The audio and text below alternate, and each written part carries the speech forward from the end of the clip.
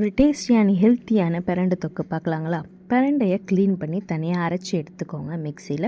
அது கூடவே 2 தக்காளியும் கொஞ்சோண்டு கருவேப்பிலை போட்டு அதை செப்பரேட்டடாக மிக்சியில் அரைச்சி வச்சுக்கோங்க. இப்போ நம்ம மண் சட்டி பானையில் தான் செய்கிறோம். கொஞ்சம் தாராளமாகவே நல்லெண்ணெய் விட்டுக்கலாம். நான் 4 டீஸ்பூன் நல்லெண்ணெய் விட்டுருக்கேன்.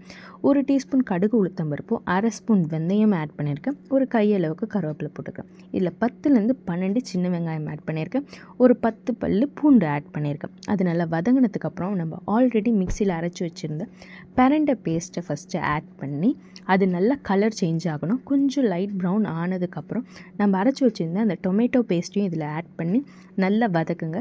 அதில் நான் வீட்டில் அரைச்சி வச்சுருந்த குழம்பு மிளகாத்தூள் 2 ஸ்பூன்ஸும் 1/2 ஸ்பூன் தனி மிளகாத்தூளும் போட்டிருக்கேன். 1/2 ஸ்பூன் மஞ்சத்தூளும் போட்டிருக்கேன். போட்டு அதை நல்லா வதக்கி அதுலேருந்து எண்ணெய் பிரிகிற ஸ்டேஜில் ஒரு லெமன் சைஸ்க்கு புளியை கரைச்சி வச்சுருக்கேன். அதையும் ஆட் பண்ணி உப்பும் தேவையான அளவு போட்டு நல்லா கொதிக்க விட்டு இந்த மாதிரி கன்சிஸ்டன்சியில் எடுத்திங்கன்னா சூப்பராக இருக்கும்.